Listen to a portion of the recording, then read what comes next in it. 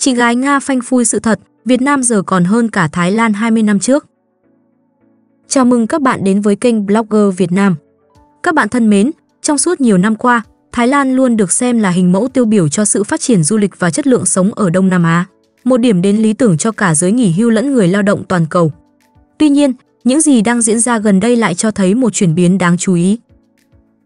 Một YouTuber người Nga, người đã sinh sống tại Thái Lan suốt 20 năm, từng trải qua mọi giai đoạn thăng trầm của đất nước này, mới đây đã đưa ra một nhận định gây tranh cãi. Việt Nam hiện tại không chỉ bắt kịp, mà thậm chí còn vượt qua Thái Lan ở nhiều khía cạnh, giống như Thái Lan cách đây 20 năm, nhưng tốt hơn.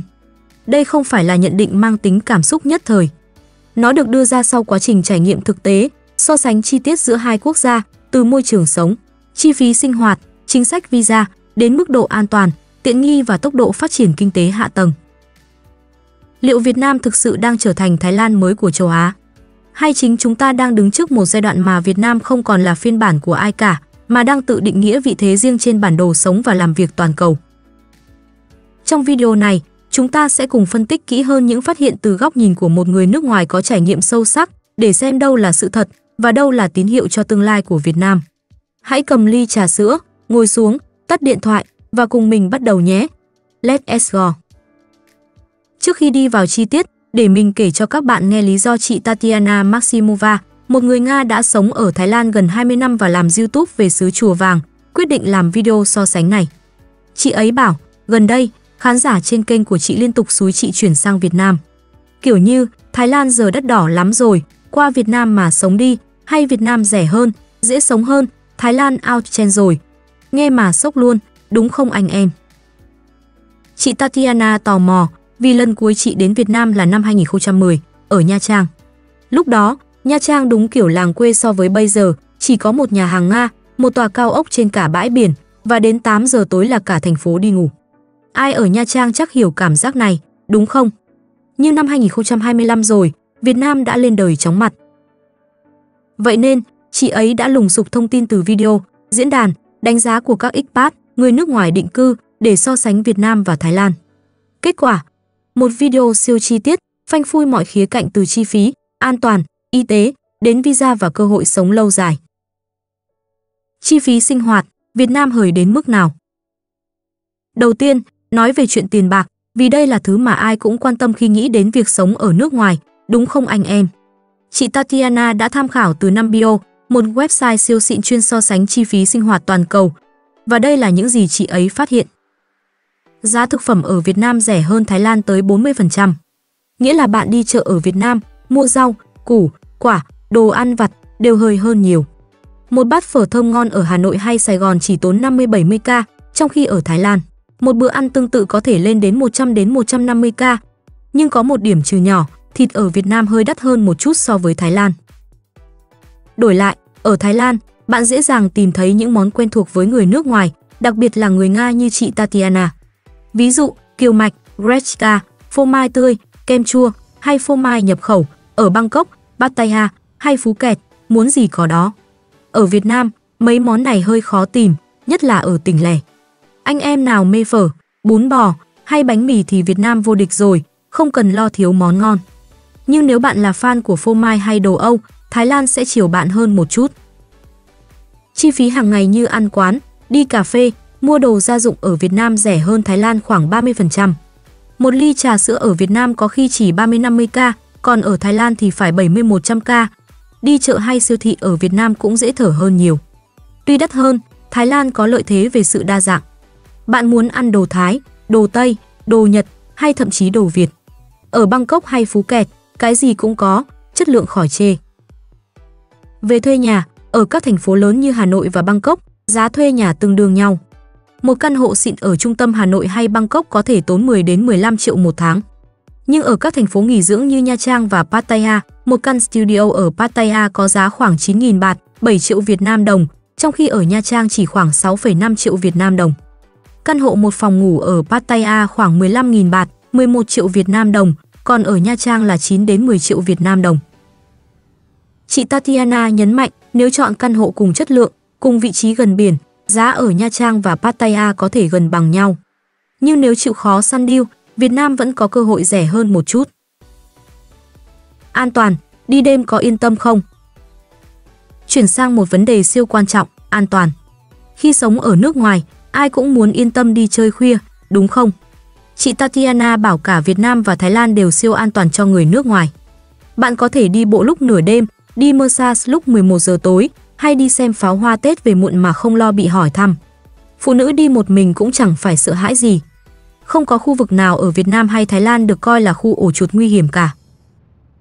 Cả hai nơi đều có nguy cơ trộm cắp vặt như móc túi hay mất điện thoại. Nhưng mà, cái này thì ở đâu trên thế giới cũng có, đúng không? Về giao thông, Việt Nam, đặc biệt là Hà Nội hay Sài Gòn, đúng là hỗn loạn như một bản giao hưởng. Xe máy chạy khắp nơi, thậm chí lên cả vỉa hè, tài xế hiếm khi nhường người đi bộ. Nếu bạn mới đến Việt Nam, chắc chắn sẽ hơi choáng với cảnh này.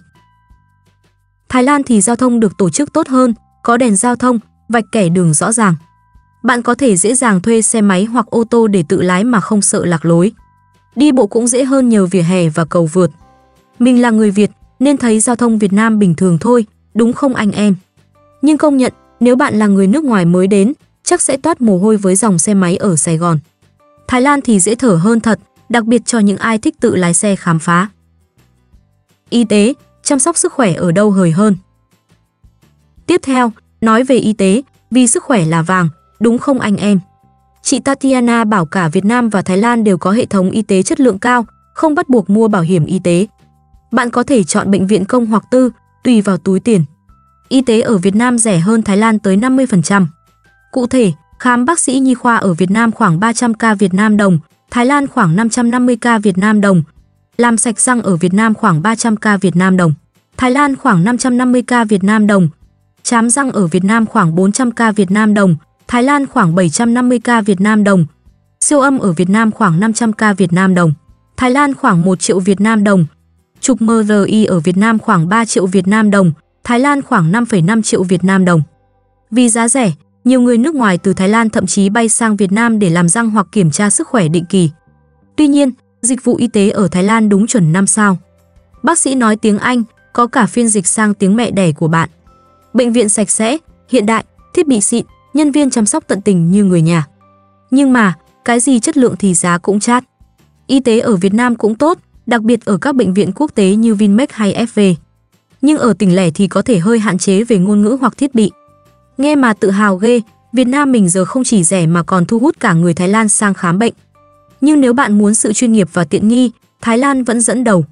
Anh em, nếu phải chọn, các bạn đi khám ở đâu? Visa, định cư lâu dài, ai dễ hơn? Bây giờ là phần nặng ký nhất, visa, vì muốn sống lâu dài ở một nước, visa là chìa khóa. Chị Tatiana đã liệt kê chi tiết các loại visa ở cả hai nước và mình sẽ tóm tắt lại cho anh em dễ hiểu. Ở Việt Nam, visa du lịch phổ biến nhất, được cấp 3 tháng, sau đó bạn phải làm visa RUN, tức là bay ra nước láng giềng như Lào, Campuchia, rồi quay lại để gia hạn thêm 3 tháng. Không có giới hạn số lần visa RUN, nên bạn có thể sống kiểu này vài năm mà không bị ai hỏi thăm. Nếu bạn được công ty ở Việt Nam nhận vào làm, bạn có thể xin visa làm việc. Mở công ty ở Việt Nam, bạn sẽ được cấp visa đầu tư, thời hạn tùy thuộc vào vốn đầu tư. Nếu bạn cưới người Việt, bạn được cấp thẻ cư trú tạm thời, ở thoải mái 2 năm mà không cần visa RUN. Đây là điểm độc quyền của Việt Nam, không có ở Thái Lan. Ở Thái Lan, công dân Nga được ở 60 ngày khi nhập cảnh, gia hạn thêm 30 ngày tại văn phòng di trú, hoặc làm border RUN mỗi 60 ngày. Không giới hạn với người Nga, nhưng với người Việt thì có thể khác, tùy chính sách. Visa hưu trí dành cho người trên 50 tuổi, cần có 800.000 baht, 600 triệu Việt Nam đồng trong tài khoản ngân hàng Thái Lan, gia hạn mỗi năm. Visa làm việc cấp cho người làm việc cho công ty Thái, có thể gắn thêm visa gia đình cho vợ chồng con. Visa gia đình dành cho người có con học ở trường Thái, cần 600.000 baht trong tài khoản, hoặc cưới người Thái. Visa học tập dành cho sinh viên đại học hoặc người học tiếng Thái, tiếng Anh ở trường ngôn ngữ. Visa E-Line cho phép ở 5 đến 20 năm, giá từ 900.000 baht, 675 triệu Việt Nam đồng, cho 5 năm, không cần điều kiện gì ngoài tiền. Visa LTR dành cho người làm việc từ xa hoặc hưu trí giàu có, cần thu nhập 80.000 đô la Mỹ một năm, khoảng 2 tỷ Việt Nam đồng. Visa DTV, Digital Nomad, hot nhất hiện nay, chỉ cần 500.000 baht, 375 triệu Việt Nam đồng và chứng minh làm việc từ xa, phí chỉ 10.000 baht, khoảng 7,5 triệu Việt Nam đồng. Tiếp theo, nói về việc làm và kinh doanh, vì sống ở nước ngoài, ai cũng muốn kiếm tiền, đúng không? Thái Lan có danh sách nghề cấm với người nước ngoài như làm móng, bán hàng rong. Nếu bị bắt làm việc trái phép, bạn có thể bị phạt, tù hoặc trục xuất. Việt Nam không có danh sách nghề cấm nên bạn có thể làm đủ thứ, từ thợ làm móng đến bán nước ép trên bãi biển. Chị Tatiana kể có cậu bé người Nga bán nước ép ở Nha Trang đó. Nhưng làm việc không chính thức thì cả hai nước đều có rủi ro vì nhiều công ty không muốn làm giấy tờ. Về kinh doanh, Thái Lan cấm người nước ngoài sở hữu 100% một số lĩnh vực như bất động sản, phải hợp tác với người Thái. Muốn mở công ty và xin giấy phép làm việc, cần vốn điều lệ 2 triệu baht, khoảng 1,5 tỷ Việt Nam đồng. Việt Nam linh hoạt hơn, bạn có thể sở hữu 100% một số loại hình doanh nghiệp. Visa đầu tư được cấp từ 3 tháng đến 5 năm, tùy vốn. Việt Nam đúng là miền đất hứa cho anh em muốn làm tự do hoặc mở công ty nhỏ. Thái Lan thì phù hợp với những ai muốn chơi lớn, mở công ty to, nhưng phải có tiền và chịu khó làm giấy tờ. Mua nhà thì sao? Ai mà không mơ có một căn hộ nhìn ra biển, đúng không? Ở Thái Lan, người nước ngoài có thể mua căn hộ sở hữu vĩnh viễn, truyền lại cho con cháu. Nhưng chỉ được mua tối đa 49% căn hộ trong một dự án, có đề xuất tăng lên 70%. Mua nhà hay villa thì phải qua công ty hợp tác với người Thái. Thủ tục nhanh, chỉ 2 ngày. Ở Việt Nam, người nước ngoài chỉ được mua căn hộ theo hình thức thuê dài hạn 50 năm, gia hạn thêm 50 năm. Chỉ 30% căn hộ trong dự án dành cho người nước ngoài. Thủ tục mua bán lâu hơn, từ 3 đến 6 tuần. Cả hai nước đều không cho người nước ngoài mua đất và mua nhà không mang lại lợi thế về visa. Thái Lan đúng là chơi sang với quyền sở hữu vĩnh viễn, còn Việt Nam thì kiểu thuê dài hạn nhưng vẫn chill. Anh em, nếu có tiền mua nhà, các bạn chọn Nha Trang hay Pattaya? Giáo dục và cuộc sống gia đình. Nếu bạn chuyển đến sống cùng gia đình, giáo dục là yếu tố cực kỳ quan trọng. Thái Lan có cả rổ trường quốc tế theo chương trình Anh, Mỹ, Nhật, Pháp, thậm chí trường Nga. Ở Bangkok, Pattaya hay Phuket, trường nào cũng xịn, học phí từ 3.000 đô la Mỹ một năm, 75 triệu Việt Nam đồng. Có cả lớp học thêm tiếng Nga và hoạt động ngoại khóa. Việt Nam thì trường quốc tế còn ít, chủ yếu ở Hà Nội, Sài Gòn, Nha Trang, Đà Nẵng. Học phí từ 5.000 đô la Mỹ một năm, 125 triệu Việt Nam đồng, đắt hơn Thái Lan. Nếu có con nhỏ, Thái Lan đúng là thiên đường giáo dục.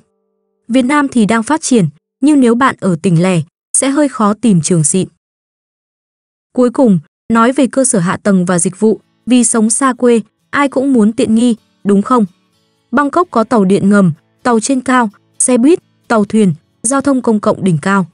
Vỉa hè thì tốt hơn Việt Nam, dù đôi khi bị chiếm dụng. Cửa hàng 7-Eleven mọc khắp nơi, trạm xăng thì như resort với đủ tiện ích, trung tâm thương mại thì hoành tráng như thành phố nhỏ. Việt Nam thì giao thông công cộng còn hạn chế, tàu điện ngầm mới bắt đầu. Vỉa hè thường bị xe máy chiếm đóng hoặc bán hàng rong. Dịch vụ giao đồ ăn thì có, nhưng cửa hàng tiện lợi và trạm xăng chưa phổ biến như Thái Lan. Việt Nam mình thì thân thiện, gần gũi, nhưng Thái Lan đúng là chơi lớn về tiện nghi. Anh em, các bạn thích kiểu sống bình dân của Việt Nam hay sang chảnh của Thái Lan? Các bạn ơi, sau tất cả, chị Tatiana kết luận rằng Việt Nam hiện nay giống Thái Lan 20 năm trước, một đất nước đang phát triển. Chi phí rẻ, cuộc sống đơn giản, phù hợp với người trẻ, độc thân, muốn trải nghiệm mà không cần quá nhiều tiện nghi. Thái Lan thì dành cho gia đình, doanh nhân hoặc người lớn tuổi muốn sống thoải mái với dịch vụ xịn và cơ hội định cư lâu dài. Chị ấy còn cảnh báo, Việt Nam đang lên như diều gặp gió. Quý 1 năm 2025, lượng khách du lịch Trung Quốc đến Việt Nam đã vượt Thái Lan. Có khi 5 năm nữa, Việt Nam sẽ đông đúc, đắt đỏ như Thái Lan bây giờ và chúng ta lại phải đi tìm một ngôi làng Đông Nam Á mới để sống. Các bạn thân mến, dù Thái Lan có cơ sở hạ tầng tốt hơn và dịch vụ chăm sóc sức khỏe chuẩn 5 sao, nhưng Việt Nam lại ghi điểm ở chi phí sinh hoạt thấp, visa linh hoạt và cơ hội kinh doanh rộng mở. Với người trẻ thích khám phá và làm việc tự do, Việt Nam là mảnh đất hứa. Còn Thái Lan phù hợp với gia đình hoặc người muốn ổn định lâu dài. Theo chị Tatiana, Việt Nam hôm nay chính là Thái Lan của 20 năm trước, nhưng có phần tỉnh táo, thực dụng và đang bứt phá nhanh hơn. Bạn sẽ chọn sống ở đâu trong thập kỷ tới?